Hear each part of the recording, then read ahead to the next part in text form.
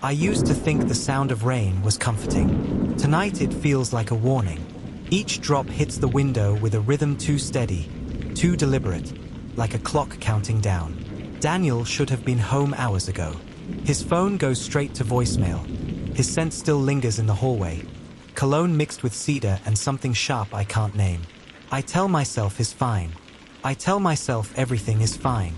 But my hands tremble as I pour the coffee, and I realize it isn't just the rain that's keeping me awake. It's the silence. They said Daniel and I were the couple everyone wanted to be. We met in a bookstore 3 summers ago. 2 strangers reaching for the same worn-out copy of The Great Gatsby. He laughed first. "Guess we've got the same taste in tragedy," he said. I should have known that line would follow us. Back then, he was warmth. A slow-talking Texas boy who could make anything sound certain. He fixed things, broken coffee machines, my car battery, my bad days. When he loved, he did it loudly. His texts came like morning prayers. "You okay? Eat something. Miss you already." We built our life in a small town outside Austin. Oak trees, church bells, the smell of barbecue on weekends. Everyone knew us by name. At least, they thought they did. It started with late nights. At first, it was work. Then, it was just a drink with the guys. Then, nothing at all. Just silence and that same cologne hanging in the doorway. I began to keep notes in my phone. Not evidence, just feelings. Tuesday, he forgot dinner again. Thursday, said I looked tired when I wore makeup. Saturday, smiled without his eyes. I told myself every relationship hits rough water. But when he touched me, it wasn't gentle anymore. It was checking, confirming, holding on a little too long, as if to make sure I was still his. One night I asked, "Do you still love me?" He stared at the wall and said, "Love's not something you question." That was the first time I felt cold around him. I used to teach biology at the local high school. Maybe that's why I try to explain emotions like chemical reactions. Adrenaline, dopamine, oxytocin. The trio of chaos that makes you fall, stay, and fight. When the balance shifts, your body panics. You mistake fear for passion, anxiety for devotion. That's what was happening to me. Every time Daniel's voice rose, my pulse quickened. When he apologized, the relief felt like love. I knew the science. But knowledge doesn't always save you. I told my sister, "He's just stressed." She looked at me the way people look at accident scenes, pity wrapped in helplessness. "Claire," she said softly, "stress doesn't rewrite who you are." But I already felt rewritten. The argument that changed everything wasn't loud. It was quiet, the kind of quiet that rearranges a house. He came home after midnight, eyes red, shirt wrinkled. I said, "You could have called." He said, "You could have trusted." It was the way he said trusted, as if it were proof of guilt. He poured whiskey, sat across from me, and smiled. "You've been talking to people," he said. My mouth went dry. "What people?" He leaned forward. "You know which." I didn't, but the way he watched me, like I was something he built and might have to dismantle, made me lie. "No one, Daniel." He laughed once, sharp. "Good, because people love stories. And stories get you in trouble." When he went to bed, I sat on the couch until morning, counting the seconds between each thunderclap outside. The rain came again. It hasn't stopped since. He started leaving notes on the fridge instead of talking. "Working late. Don't wait up." Sometimes just a single word. "Sorry." But sorry is a word that loses meaning when it replaces action. At school, I caught myself glancing at the parking lot, half expecting his truck to appear. My students noticed the shadows under my eyes. One of them, Sweet Lily, slipped a drawing onto my desk. A heart, cracked down the middle, bandaged with tape. "Everything can be fixed," she'd written underneath. I smiled, but it hurt, because Daniel wasn't trying to fix us anymore. He was trying to make sure no one else could. There's a term for it, traumatic bonding. When the same person becomes both your comfort and your threat, your brain loops confusion into attachment. You stay, Not because you're weak, but because leaving feels like tearing skin from bone. I remember sitting in the bathtub, water gone cold, staring at my reflection on the surface. My lips moved, but no sound came out. I realized I hadn't laughed in weeks. That night, he asked if I loved him. I said yes. He asked again, slower. I said yes again. He smiled, finally, and kissed my forehead. But when he left the room, I heard the deadbolt slide into place from his side. Sometimes I imagine a voiceover narrating my life, the way they do in those true crime shows I used to watch before sleep stopped visiting me. The narrator would say, Claire believed the worst was over, but it had only just begun. Then they'd cut to a grainy photo of our house, a timestamp in the corner, and the faint sound of rain. If someone ever makes a documentary about us, I hope they understand this part. Love didn't die in a single moment. It eroded. Quietly, elegantly, completely. My best friend, Hannah, told me to call the police after the third time he disappeared for days. But what do you tell them? My husband looks at me too long? My husband's silence sounds like a threat? So I didn't call. Instead, I started recording voice memos on my phone. Little fragments. It's 2 a.m. I think I heard his truck. I don't know if I want it to be him. I never played them back, but knowing they existed felt like proof that I wasn't losing my mind. Yesterday, he brought me flowers. Lilies. My favorite. He said he missed me. Said we'd been drifting and he wanted to start over. For a second, I believed him. The way he touched my face, gentle again, like before, made me forget everything. We ate dinner, laughed a little. Then he asked if I'd ever thought about what life would be like without him. I said, don't joke like that. He said, who's joking? That's when I realized he'd already imagined it. The next morning, Daniel made pancakes. The smell of butter and burnt edges filled the house, a domestic disguise. He hummed a song I didn't recognize, something low and offbeat, the way a predator might hum before it strikes. You didn't sleep, he said without turning. I lied automatically. I did. He flipped a pancake, smiled faintly. You dream when you lie. I froze. What? He looked up, eyes calm, almost amused. You talk in your sleep, Claire. You said my name last night, like you were afraid of it. I didn't answer, because I didn't remember dreaming. And somehow, that felt worse.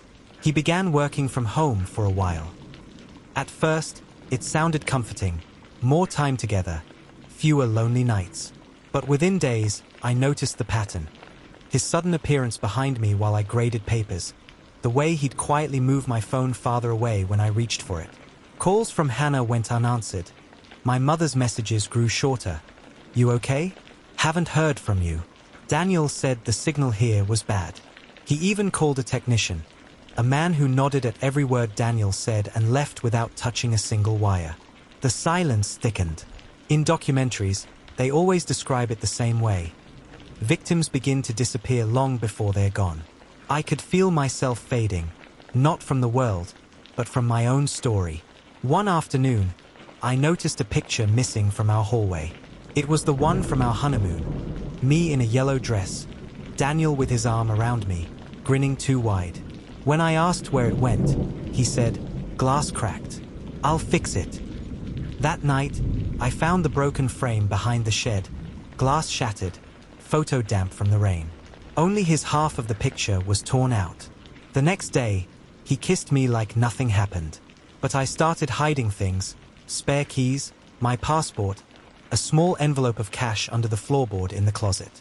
It made me feel guilty, and safe, and guilty again. He suggested we go to therapy. I almost cried from relief, until I realized he'd already chosen the therapist. Her office was small, the air smelling faintly of cinnamon and carpet cleaner. Daniel talked the entire first session. Calm, articulate, wounded. He spoke about my anxieties, my need to control. When it was my turn, I barely managed a sentence before she interrupted. Claire, do you think you might project fear where it doesn't belong? I looked at Daniel. He smiled. By the third session, I stopped talking altogether. Afterward, in the car, he said, "You see, even professionals agree. You overthink love." That was the moment I realized he wasn't saving us. He was documenting my collapse. There are nights when I wake up certain that someone else is in the room. The air feels occupied, heavy. Daniel sleeps beside me, breathing evenly, but the shadows move differently, slower, deliberate. Once, I heard footsteps downstairs at 3 a.m. I grabbed the nearest thing I could find, a lamp, and crept toward the sound. Nothing. Only the door to the basement, slightly ajar. Daniel appeared behind me suddenly, his voice calm. "Looking for something." I jumped, heart pounding. I thought I heard. He touched my shoulder. "You should rest, Claire. Sleep makes everything seem worse than it is." But the door was open. I hadn't opened it. I started recording again, voice memos, this time in secret. Sometimes it was just the rain outside, or the sound of Daniel pacing the hallway when he thought I was asleep. In one of them, his voice came through clearly, close to the recorder. "Do you know what love means, Claire? It means no secrets." I don't remember him saying that, which means he found the phone once. When I played it back, I nearly dropped it, because right before the recording ended, there was a whisper, my name, drawn out softly, the way someone might test the sharpness of a blade. A detective came by the school last week. He said it was routine, asking about local break-ins, car thefts, that sort of thing. But when he asked if I felt safe at home, his eyes lingered too long. I said yes. I even smiled, because Daniel was waiting in the car outside. When I told Daniel about it later, his expression didn't change. He only said, "They're wasting their time. People always look in the wrong places." That night, I couldn't sleep. I kept hearing the detective's voice in my head. "Do you feel safe at home?" The question felt heavier than the answer. The Johnsons next door stopped waving. I used to babysit their kids on weekends, but now the curtains close when I step outside. I overheard them once, voices low, urgent. "Something's off with him. She should get out." Then silence. When I told Daniel, he laughed. "People fear what they don't understand." Then he added, "Maybe you should stop giving them reasons to talk." The next day, the Johnsons' dog went missing. There's a moment in every documentary when the story shifts, when hindsight becomes horror. For me, it was the night I found the locked drawer. He was in the shower. I was looking for batteries when I noticed the drawer under his desk. Small, discreet, sealed with a tiny silver padlock. I don't know what made me pry it open. Maybe curiosity, maybe instinct. Inside were printed photos of me, sleeping, cooking, walking to the car. But there were others too. Close-up shots of my phone screen. My emails. A note I wrote and threw away. I heard the shower stop upstairs. I barely managed to lock it again before he came down, water still dripping from his hair. He smiled at me, towel around his waist. "What are you doing?" "Just cleaning," I stammered. He leaned closer. "Good. You know I like things tidy." That night, I didn't sleep at all. They say betrayal triggers the same part of the brain as physical pain. If that's true, I've been living in a state of constant injury. I still can't decide what hurts more, realizing he doesn't love me, or realizing he never did. Because if none of it was real, then neither am I. I started researching. Late into the night, scrolling through forums, case studies, profiles of men who kill out of love. The patterns are chillingly consistent. Charm, isolation, control, rewriting reality. Each detail felt like a mirror. But the final stage, the break, hasn't come yet. At least, I don't think it has. 2 nights ago, I woke up to find Daniel standing beside the bed, watching me. Just standing there. No expression. I whispered his name. He didn't answer. After a moment, he smiled faintly and said, "You talk in your sleep again." Then he walked out. I sat there for hours, trembling.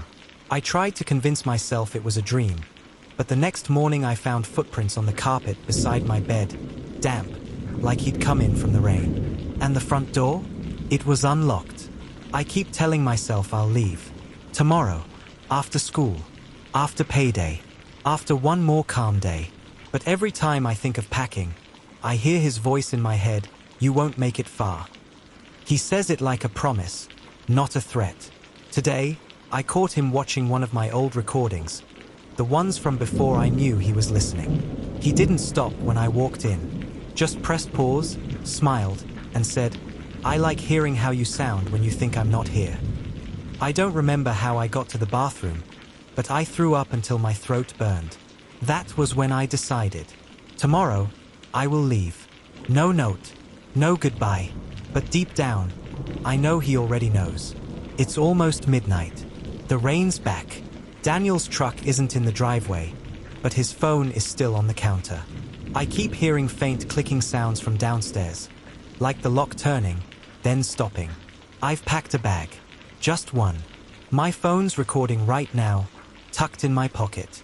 If something happens, someone will hear this. He said once that love means no secrets, but love shouldn't mean survival. If anyone ever finds this recording. The sky looked bruised when I woke up, the kind of gray that doesn't belong to any season. Daniel was gone.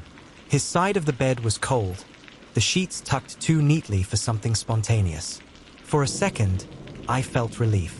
Then fear, because Daniel never left without saying where he was going. I made coffee, but the smell turned my stomach. The cup sat untouched, steam curling upward like a question that would never be answered. There's something about silence after weeks of tension. It doesn't feel peaceful. It feels strategic. I noticed the small things first. My car keys were gone from the bowl by the door. The envelope of money I hid under the closet floorboard, gone too. At first, I thought maybe I'd misplaced them. But then I saw it. A folded piece of paper, neatly placed on the kitchen counter. Just 2 words in Daniel's handwriting. "Trust me." The pen had pressed too deep into the paper, carving the words like a bruise. I walked to the bathroom and stared at myself in the mirror. Pale, eyes rimmed red, hair tangled like I'd been wrestling ghosts. I tried to remember the last time I'd laughed without checking if he was watching. Couldn't. Sometimes I wonder if love changes shape, if it starts warm and human, then becomes something that feeds on the very thing it created. That's what Daniel had become. A shadow feeding on affection. And I had help. Around noon, my phone lit up with his name. I froze.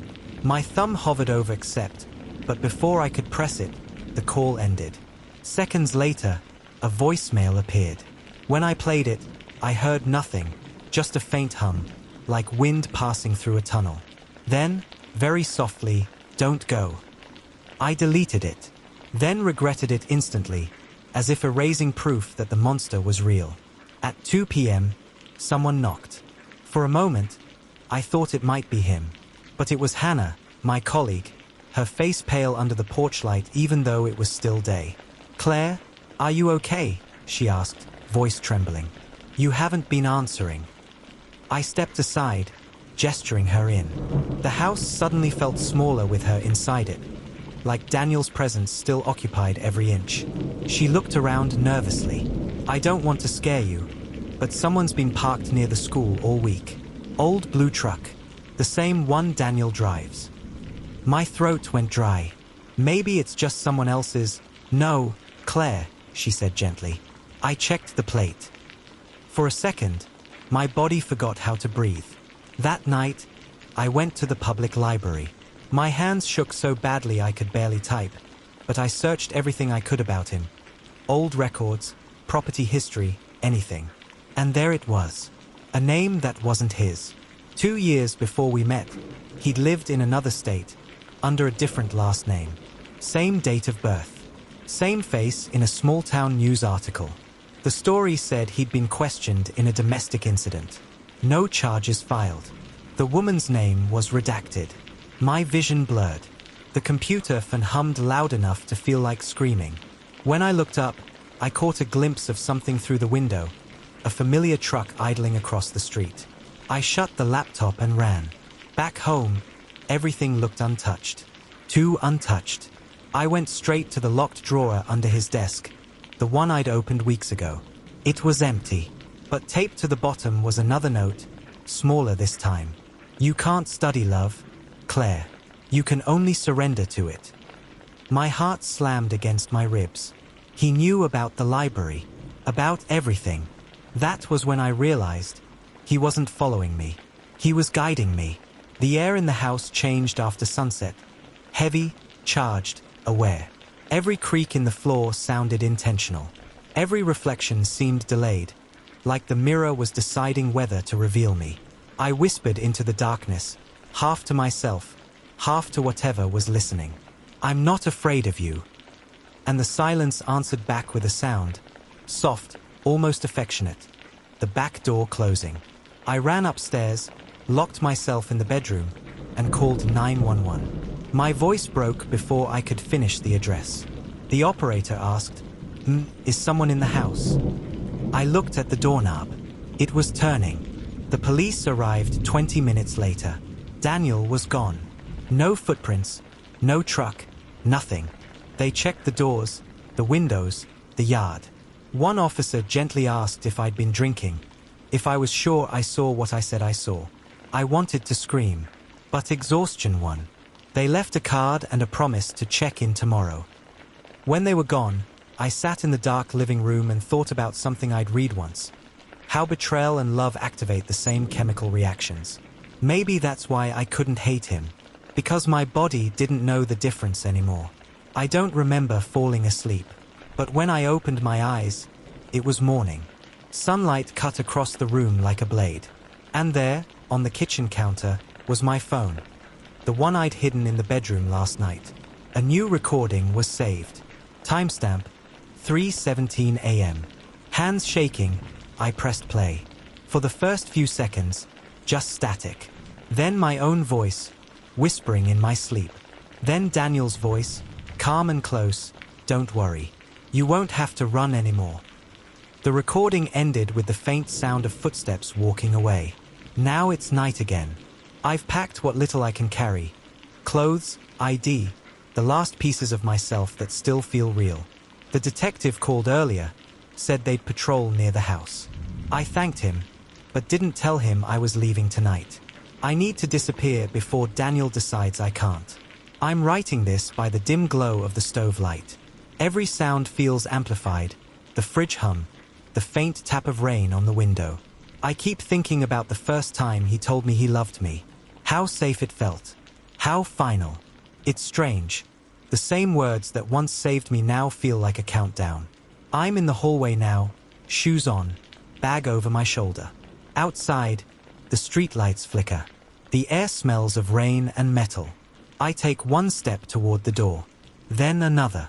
My hand reaches for the knob, and stops.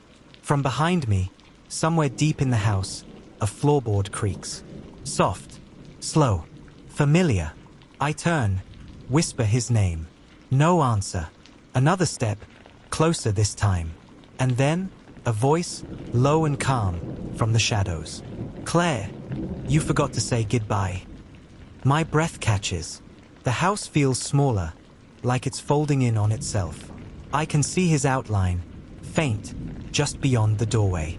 The same man who once traced constellations on my back and called it love. The rain outside grows louder, or maybe it's my heartbeat. He takes a single step forward. I take one back. "Daniel," I whisper, my voice trembling. "Please." He tilts his head. "You said you'd trust me." Somewhere outside, a siren wails, distant, echoing, almost hopeful. I grip the doorknob, pulse shaking. For a moment, I think I can escape. Then the lights flicker out. Darkness. And in that silence, his whisper again, right beside my ear, "Love means no secrets."